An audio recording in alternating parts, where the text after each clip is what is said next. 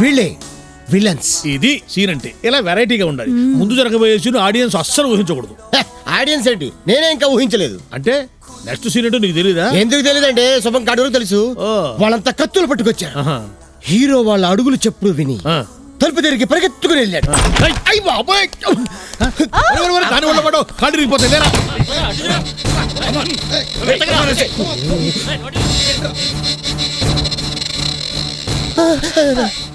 చంద్రదేవుడు. అక్క ఆడక్కడ దూరిండక్క. నీ తల్లి యాడికి పోతావురా? ఈ పొద్దు నా కత్తి నీ నెత్తు చూడాల్సిందే. ఆడి కాలు బట్టి గొర్రె పొద్దు లాగినట్టు లాగండ్రా, ఆడి తల నరుకుతా. నాయను నీకు దండం పెడతాను తల్లు. నేను చేసింది తప్పు కాదు, తప్పు నర తప్పు.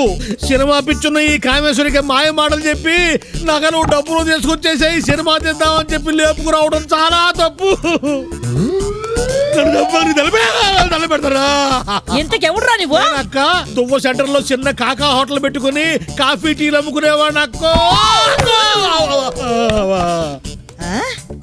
మీరు కామేశ్వర అక్కో తల్లో చెల్లో పిన్నో నాకు తెలియదు. మీ కాళ్ళు పట్టుకుంటా, నన్ను క్షమించి వదిలేసేయండి. కామేశ్వర వదిలేస్తా. నేను ఆడి కోసం వస్తే నీ లేపుకోలేందిరా? అంటే నువ్వు నా కోసం రాలేదా అక్క? థ్యాంక్స్ అక్క. నా సినిమాకి క్లాప్ నీ చేతనే కొట్టిస్తా. ఏంద్రా ఇది? నాలాగే తెల్ల బట్టలు వేసుకుంటే ఆడేయడు అనుకున్నాక. ఏడ్చినారులే పాండ్రే. దండం అక్కో. రేయ్ నువ్వేంద్రా ఫ్లూట్ లేని కృష్ణుడిలా మా ఫ్యామిలీ ఒళ్ళో పడుకున్నావు?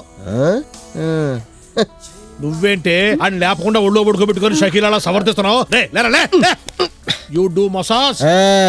కాచి పడబోసానంటే సినిమా ఇండస్ట్రీలో అనుకున్నా. మరి? కాఫీలు టీలా పర్సనల్ స్టోరీలు వద్దమ్మా, బ్యాలెన్స్ కథకు వచ్చేసాయి. వస్తా. ఇక మీదట కథలో అన్ని ఊహించిన మలుపులే.